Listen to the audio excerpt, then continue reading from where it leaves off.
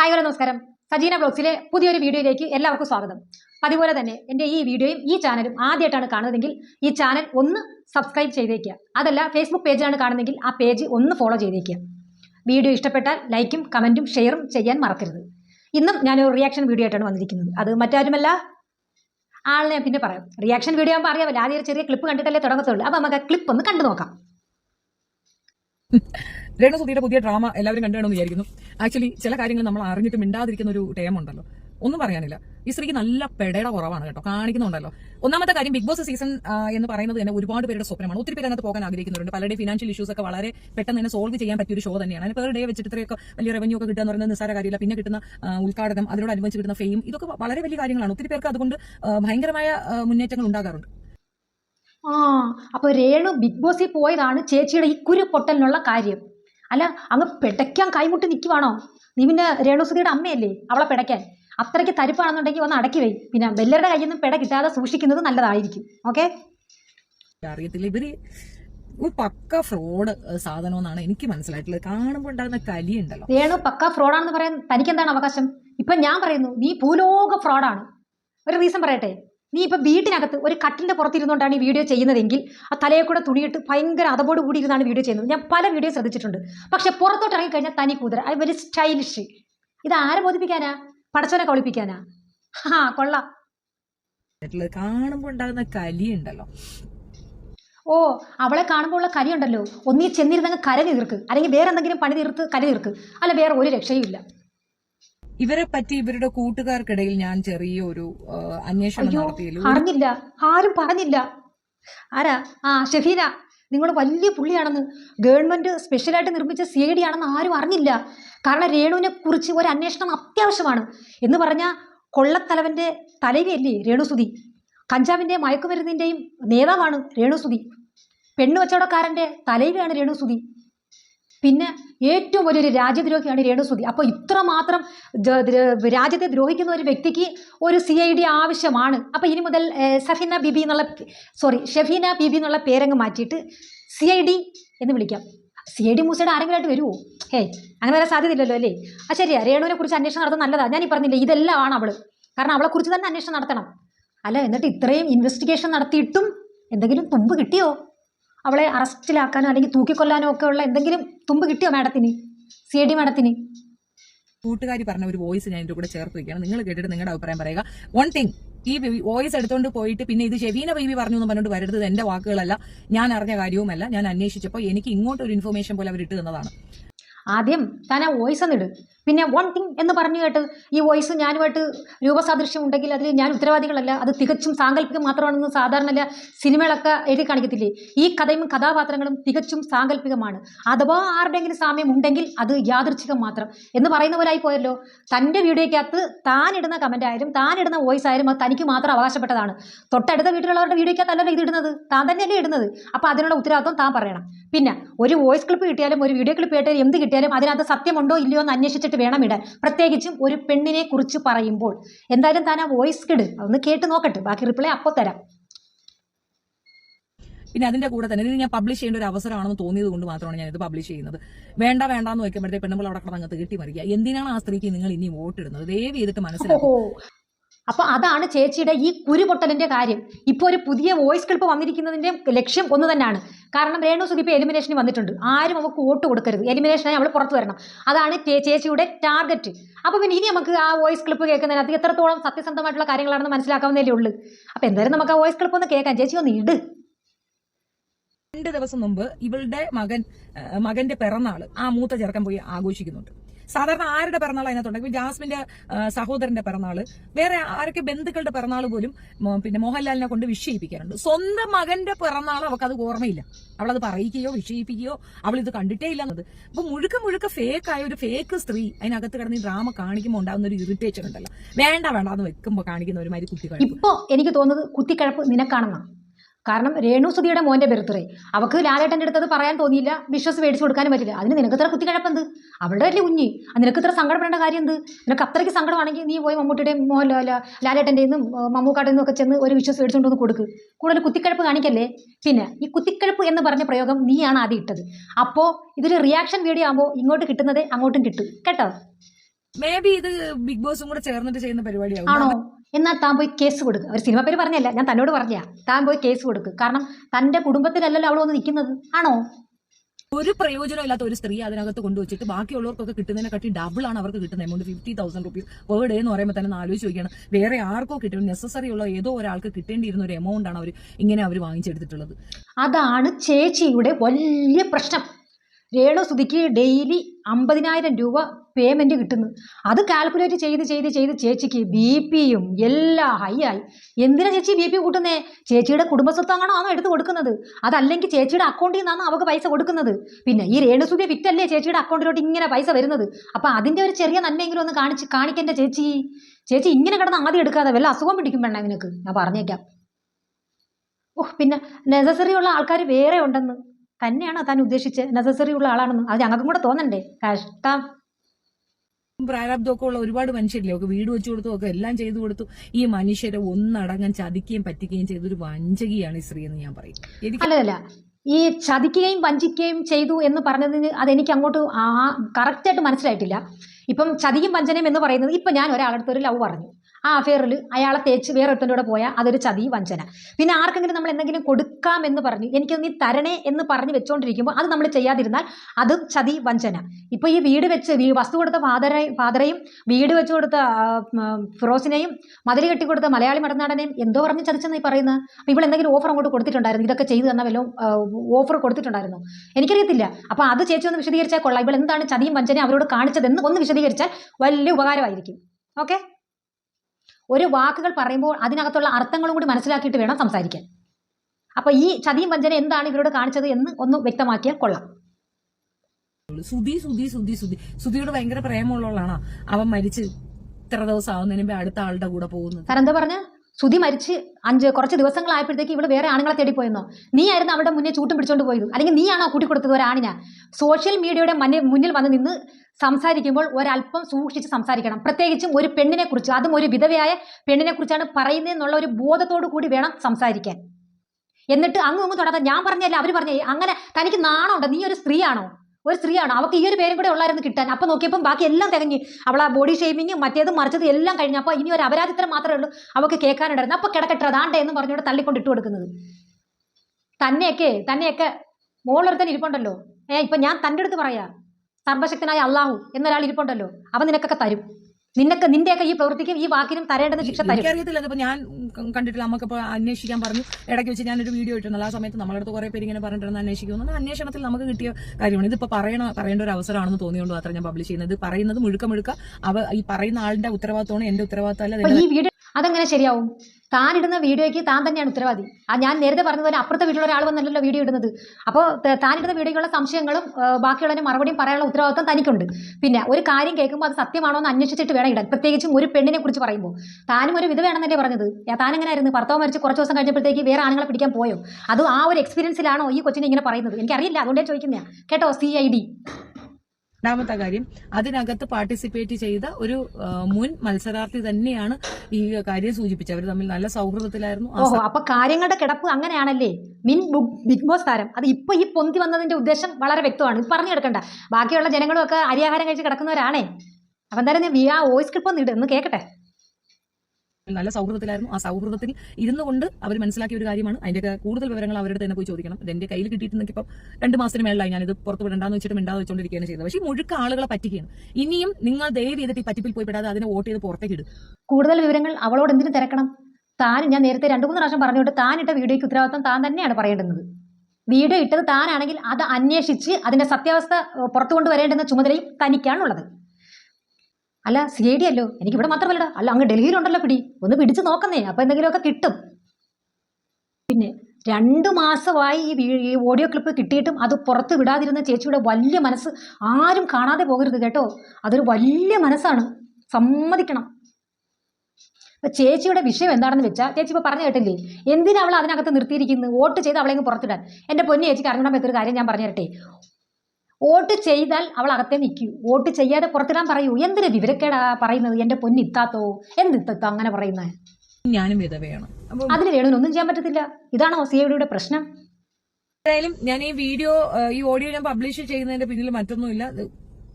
കേൾക്കുന്നവർക്ക് മനസ്സിലാവും, ചിന്തിക്കുന്നവർക്ക് ദൃഷ്ടാന്തമുണ്ട്. അത് വ്യക്തമല്ലേ? ആരും വോട്ട് കൊടുക്കാതെ രേണുസുതി ഔട്ടാക്കി അങ്ങ് പുറത്ത് വിടൂ എന്ന് തന്നെയല്ലേ അതിന്റെ അർത്ഥം. ഇത്തരത്തിൽ ഉള്ള ഒരു സ്ത്രീക്ക് നിങ്ങൾ സപ്പോർട്ട് കൊടുത്ത് അവിടെ നിർത്തണോ വേണ്ടി നിങ്ങൾ ചിന്തിക്കുക. എങ്ങനെ ഇരിക്കുന്നു? ഞാൻ പറഞ്ഞത് കറക്റ്റ് ആയിട്ടുള്ള കാര്യങ്ങളല്ലേ? ചേച്ചി അങ്ങ് പുറത്തെടുത്ത് എറിയാനായി ചേച്ചി പറയുന്നത്, അല്ലെ എന്റെ ഇത്താത്ത പറയുന്നത്. ഇപ്പോ ഈ CIDയുടെ, അതായത് 2 മാസത്തിന് മുന്നേ കിട്ടിയ വീഡിയോ ക്ലിപ്പ് ഇടാതെ ഇപ്പൊ കൊണ്ട് ഇട്ടതിന്റെ കുത്തിക്കഴപ്പ് മനസ്സിലായല്ലോ. ഞാൻ എന്റെ പ്രേക്ഷകരുടെ ഒരു കാര്യം പറയാം. എന്നെ സ്നേഹിക്കും, നമ്മുടെ ഈ വീഡിയോ കാണുന്ന രേണുവിനെ സപ്പോർട്ട് ചെയ്യുന്നവരടുത്ത് എന്ത് വന്നാലും എന്ത് വില കൊടുത്ത് ഈ ഒരാഴ്ച നമ്മൾ രേണുസുതി അവിടെ പിടിച്ചു നിർത്തണം. അത് എൻ്റെ ഒരു വാശിയാണ്. വാശി എന്ന് പറഞ്ഞാൽ ചിലപ്പം വിജയിക്കും, ചിലപ്പം ഔട്ടാവും. എന്നിരുന്നാലും നമ്മളുടെ മാക്സിമം എഫർട്ട് നമ്മൾ എടുക്കണം. എല്ലാവരുടെ ഫ്രണ്ട്സിൻ്റെ അടുത്ത് എല്ലാവരുടെ ഷെയർ ചെയ്ത് ഈ ആഴ്ച രേണുസുതിയെ നമ്മൾ അതിനകത്ത് ആക്കണം, അതിനകത്ത് നിർത്തണം. അടുത്ത ആഴ്ച ഔട്ടായിക്കോട്ടെ, നോ പ്രോബ്ലം. പക്ഷേ ഈ ആഴ്ച രേണുസുതി ഔട്ടാവാതെ നോക്കേണ്ടത് നമ്മുടെ ഓരോരുത്തരുടെയും കടമയാണ്. രേണുവിനെ സ്നേഹിക്കുന്ന ഓരോരുത്തരുടെയും കടമയാണ്. പിന്നെ പുതിയ ആയിട്ട് വന്നിരിക്കുന്ന അവരാത്തരം എന്താണെന്നൊന്ന് കേൾക്കണ്ടേ? ആ വീഡിയോ ഒന്ന് കേൾക്കോട്ടെ, ആ വോയിസ് ക്ലിപ്പ് ഒന്ന് കേട്ടു നോക്കട്ടെ. എനിവേ, ഏതായാലും ആ വീഡിയോയ്ക്കൊപ്പം വെച്ചിരിക്കുന്ന ഓഡിയോ റെക്കോർഡ് കേൾക്കുക, നിങ്ങളുടെ അഭിപ്രായം കമന്റ് രേഖപ്പെടുത്തുക. ആര് ഈ റെക്കോർഡ് എടുത്തുകൊണ്ട് പോയാലും അത് അവരവരുടെ ഉത്തരവാദിത്തമാണ്, എന്റെ ഉത്തരവാദിത്തമല്ല. എന്നെ ഇതിനകത്ത് പിടിച്ചിട്ട് എന്റെ പൊന്നെത്താത്തോ, ഇതിപ്പോ എത്രാമത്തെ പ്രാവശ്യം ഈ മുഖവര? അപ്പോൾ ഈ പറയുന്നതിനകത്ത് യാതൊരുവിധ കഴമ്പുമില്ല, യാതൊരുവിധ സത്യവും ഇല്ല. നിങ്ങൾ തമ്മിലുള്ള പ്ലാനിങ് ആയിരുന്നു എന്നുള്ളതിന്റെ ഏറ്റവും വലിയ തെളിവല്ലേ ഇങ്ങനെ കിടന്നങ്ങ് മെഴുകുന്നത്. ഒരു വീഡിയോ ഇടണമെങ്കിൽ അത് അന്തസ്സായിട്ടും ധൈര്യത്തോടും കൂടി ഇടണം, ഇല്ലെങ്കിൽ ഇടാൻ പോകരുത്. എന്നെ പിടിക്കരുത്, ഞാനിതൊരു ഉത്തരവാദിത്തം അല്ല എന്ന് പറഞ്ഞാൽ എങ്ങനെ കാര്യം നടക്കും? അപ്പൊ എല്ലാം ചെയ്തിട്ട് എനിക്കൊന്നും അറിയില്ല എന്ന് പറയുന്നതിന് എനിക്കൊരു ഒറ്റ പഴഞ്ചൊല്ലേ പറയാനുള്ളൂ. നേരത്തെ പറഞ്ഞില്ലേ, അറിയാത്ത പിള്ള ചൊറിയുമ്പോ അറിയുമെന്ന്. അറിയാം. എനിക്ക് അങ്ങോട്ട് വലിയ വിഷമായി. കാരണം നമ്മൾ അത്രമാത്രം നിർത്ത്. ഇത് ആരാടാപ്പ ഈ പറയുന്ന? ഇതിന്റെ വോയിസ് ക്ലിപ്പാണോ ഇത്രയും വലിയ ഹൈപ്പ് കൊടുത്ത് വെച്ചോണ്ടിരുന്നത്? വേണ്ടത്ര പിടിയില്ലെന്ന് തോന്നുന്നു. ആളുടെ മനസ്സിലായില്ലേ? വലിയ പുള്ളിയാ. സത്യവാൻ സാവിത്രി ഇല്ലേ, അതിൽ സാവിത്രിയുടെ കുഞ്ഞമ്മയായിട്ട് വരും. കാരണം വാ തുറന്നാൽ സത്യങ്ങൾ മാത്രമേ ചെയ്യൂ, സത്യങ്ങൾ മാത്രമേ പറയൂ. ഒരു നെഗറ്റീവ് ഫീഡ്ബാക്കും ഇല്ലാതെ അന്തസ്സായിട്ട് നിൽക്കുന്ന ഒരു വ്യക്തിയാണ്. ഇപ്പൊ എനിക്കൊരു ഇൻട്രസ്റ്റ് ആയി. എന്തായാലും ബാക്കി കൂടെ പറ, ഒന്ന് കേക്കട്ടെ. നമ്മൾ അത്രമാത്രം എനിക്ക് തിന്നാൻ തന്നെ ആഹാരം ഉണ്ടായിരുന്ന ബിസ്ക്കറ്റ് ഓട്സാ. ഓട്സ് ബിസ്ക്കറ്റോ? എന്റെ കുഞ്ഞ്, അന്ന് നിനക്ക് പഞ്ചാരയുടെ അസുഖം ഉണ്ടായിരുന്നാ? ബാക്കി പറ. ഇവള് പറഞ്ഞു, ആ കൂട്ടുകാരിനെ വിളിച്ചു പറഞ്ഞു, തെറ്റായിട്ടുള്ള രീതിയിലൊക്കെ പറഞ്ഞു. അവളായിട്ടൊന്നും കൂട്ടുകൂടണ്ട, അവള് ചിലപ്പോ കൊണ്ടുപോയി കൂട്ടി കൊടുക്കും, ഈ രീതിയിലൊക്കെ പറഞ്ഞു. രേണു അങ്ങനെ പറഞ്ഞു? അങ്ങനെ പറഞ്ഞെങ്കിൽ അതിൽ എന്തെങ്കിലും കാര്യം കാണുമല്ലോ. ബാക്കി കൂടെ പറ.